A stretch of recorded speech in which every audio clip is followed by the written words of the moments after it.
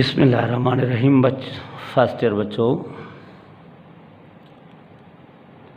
मेरे प्यारे बेटा, हम चैप्टर के first year chemistry chapter number 3 के लास्ट लेक्चर हम लोगों ने जर्नल गैस कांस्टेंट के हवाले से बात की थी। उम्मीद है आप लोगों ने उनको याद किया होगा। आज उसी से अगले टॉपिक की तरफ जाते हैं, दैट इज़ अबाउट डेंस। आज जो हम इस लेक्चर में डिस्कस करेंगे प्यारे बच्चे, वो डेंसिटी ऑफ आइडियल गैस होगा और एग्जांपल नंबर 3 हल करेंगे। Density of ideal gas as well as example number 3।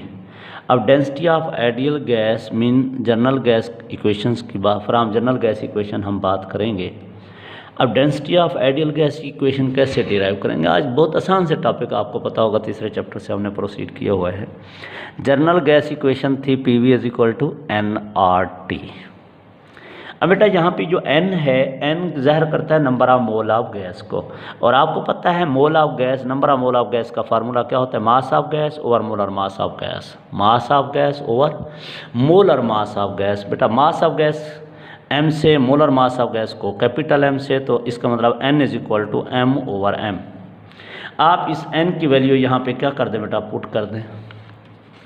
n की वैल्यू जो ही यहाँ पे पुट करेंगे तो क्या पुट करेंगे? m over m। Putting the value of n in equation number 1, we get PV is equal to m over mRT। m over mRT। अब मेरे बेटा PV is equal to m over mRT। अब आपको पता है, इसको rearrange करें, molar mass को इधर ले जाएं, V को इधर लें। By rearranging this equation PM, m इधर चला गया, V इधर आ गया, तो क्या बन गया? PM is equal to m over V RT। m over V किसके बराबर होता है? डेंसिटी के। मास और वॉल्यूम डेंसिटी के बराबर होता है, तो m ओवर V की जगह D लिख दें बेटा, DRT। तो अब डेंसिटी मालूम करनी थी, RT को इधर ले जाए, तो density is equal to PM over RT। Density is equal to PM over RT। अब मेरे बेटा, this is the equation which use to find out the density of ideal gas. इस इक्वेशन के जरिए हम डेंसिटी ऑफ आइडियल गैस को मालूम कर सकते हैं। अब प्यारे बच्चे, अगर इसी बात को सामने रखा जाए तो गौर से सुनिएगा, क्या वाज़ेह नज़र आ रहा है कि density is directly proportional to the pressure. Density of ideal gas is directly proportional to pressure. अब सुनना, अभी पिछले लेक्चर से हम पढ़ते आए हैं density is equal to mass over volume. गौर से सुनना, वॉल्यूम ज़्यादा हो जाए डेंसिटी कम हो जाएगी, वॉल्यूम कम हो जाए डेंसिटी ज़्यादा हो जाएगी। वॉल्यूम और डेंसिटी के दरमियान कौन सा रिलेशनशिप है? इनवर्स रिलेशनशिप है, वॉल्यूम ज़्यादा डेंसिटी कम। अब गौर से सुनो, जो ही हम गैस के ऊपर प्रेशर अप्लाई करेंगे, प्रेशर अप्लाई करने से मालिक्यूल क्लोज हो जाएंगे।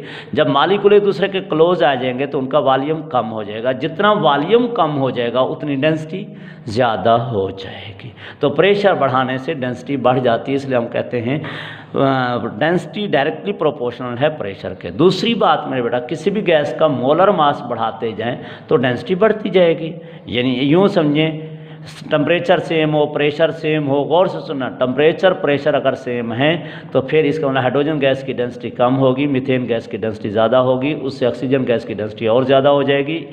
इसी तरह कार्बन डाइऑक्साइड गैस की डेंसिटी और बढ़ती जाएगी। जितना मोलर मास ज़्यादा होता जाएगा डेंसिटी उतनी ज़्यादा हो जाएगी, अगर टेम्परेचर और प्रेशर सेम रहा तो। इसी तरह मेरे प्यारे बच्चे, अगर टेम्परेचर बढ़ा दिया जाए तो डेंसिटी कम हो जाएगी। टेम्परेचर और डेंसिटी के दरमियान इनवर्स रिलेशनशिप है। टेम्परेचर बढ़ाते जाएं डेंसिटी कम होती जाएगी। क्यों? जितना टेम्परेचर बढ़ाते जाएंगे गैस फैलती जाएगी, जितनी गैस फैलती जाएगी उतना वॉल्यूम बढ़ता जाएगा, जितना वॉल्यूम बढ़ता जाएगा तो डेंसिटी उतनी कम हो जाएगी। टेम्परेचर बढ़ाने से गैस एक्सपैंड होती है, एक्सपैंड होने से वॉल्यूम बढ़ता है, वॉल्यूम बढ़ने से डेंसिटी कम हो जाएगी। जितना वॉल्यूम ज़्यादा डेंसिटी उतनी कम हो जाएगी। तो इससे कंफर्म हुआ density of an ideal gas is directly proportional to pressure, is directly proportional to molar mass, is inversely proportional to temperature. Temperature के इनवर्स है, मोलर मास के डायरेक्ट है, प्रेशर के डायरेक्ट है। प्रेशर बढ़ाओगे डेंसिटी बढ़ेगी, molar mass बढ़ाओगे density बढ़ेगी। मेरे प्यारे बच्चे, टेम्परेचर बढ़ाओगे डेंसिटी कम होगी। अगर टेम्परेचर और प्रेशर सेम रखे जाए और जिस गैस का मोलर मास बढ़ाते जाओगे तो उसकी डेंसिटी भी बढ़ती जाएगी। क्लियर? ये था बेटा डेंसिटी ऑफ आइडियल गैस के हवाले से। अब इससे रिलेटेड एक और छोटी सी एग्जांपल नंबर 3 है। एग्जाम्पल नंबर 3 है। अब एग्जाम्पल नंबर 3 की मैं आपको थोड़े से स्टेटमेंट यहाँ सारी लिखी हुई है, मैं थोड़ा सा आपको बुक की स्टेटमेंट भी बताऊँ। आप बुक खोल के भी बैठेंगे, आप देखेंगे मेरे प्यारे बच्चे, चैप्टर नंबर एग्जाम्पल नंबर 3 के हवाले से गौर से सुनना। मैं अगर आपको बुक के साथ समझाता जाऊँ, बुक की स्टेटमेंट भी पढ़ूँ ताकि आपको फिर पता भी चले, आप भी बुक खोल के बैठेंगे। मेरे प्यारे बच्चे, वो क्या कह रहे हैं, sample of nitrogen gas is enclose in a vessel of volume 300 cubic centimetre. अब 300 cubic centimetre is the initial volume, तो मैंने लिख दिया इनिशियल वॉल्यूम ये 380 क्यूबिक सेंटीमीटर। अब ये बात यहाँ रहने दें। And at the temperature of 120, इसका मतलब इनिशियल टेम्परेचर 120 डिग्री सेंटीग्रेड हुआ। And pressure is 101325, initial pressure P1 101325 हो गया। गैस इज allowed to transfer to the 10 decimetre cube. बेटा फाइनल वॉल्यूम कितना हो गया, 10 decimetre cube. And cool to temperature, temperature 27 कर दिया गया, टेम्परेचर T2 हो गया। कैलकुलेट द प्रेशर इन, देखो फाइनल प्रेशर मालूम करो इन न्यूटन पर मीटर, बिल्कुल लिखा हुआ है, कैलकुलेट द प्रेशर न्यूटन पर मीटर स्क्वायर एट 27। अब मेरे बच्चों आपको स्टेटमेंट यहाँ से समझ आ गई होगी, मैंने इधर लिख भी दी है। अब आपको पता है फाइनल प्रेशर मालूम करना चाहिए। एक बात और सुन लीजिएगा, जब भी आप लोग कोई भी एग्जाम्पल तीसरे चैप्टर में सॉल्व करें, हमेशा याद रखिएगा हमारे पास पिछले लेक्चर में बताया गया था Charles law, Boyle's law, Avogadro law उस वक्त ओबे होंगे जब टेम्परेचर सेंटीग्रेड की बजाय केल्विन में होगा। इसलिए पहली शर्त तो यह है कि जो टेम्परेचर हमें दिए हुए हैं उनको किस में तब्दील कर दो, सेंटीग्रेड में। सेंटीग्रेड में तब्दील करने का बेटा, सेंटीग्रेड को केल्विन में तब्दील कर दें, सॉरी सेंटीग्रेड में दिए हुए इनको केल्विन में तब्दील कर दें। केल्विन में तब्दील करने का क्या फार्मूला था, याद होगा, Kelvin is equal to temperature and centigrade plus 273, temperature and centigrade plus 2। अब टेम्परेचर कितना है 120, 120 में 273 जमा कर देंगे तो बेटा क्या हो जाएगा 393 केल्विन हो जाएगा। दूसरा टेम्परेचर है 27, सेंटीग्रेड में है, इसको केल्विन में ले जाने के लिए 273 जमा कर दें 300 केल्विन हो जाएगा। अब मेरे प्यारे बच्चे, एक तो ये टेम्परेचर की बात हो गई। अब ये वाला हमारे पास वॉल्यूम कितना है क्यूबिक सेंटीमीटर में, ये डेसीमीटर क्यूब में है। अब या तो दोनों यूनिट क्यूबिक सेंटीमीटर होनी चाहिए या दोनों यूनिट क्यूबिक डेसीमीटर होनी चाहिए। तो हम लोगों ने इस 380 को बेटा क्या है डेसीमीटर क्यूब में ले जाने के लिए 1000 पे डिवाइड कर दिया। जो ही 1000 पे डिवाइड कर दो डेसीमीटर क्यूब में तब्दील हो जाएगा।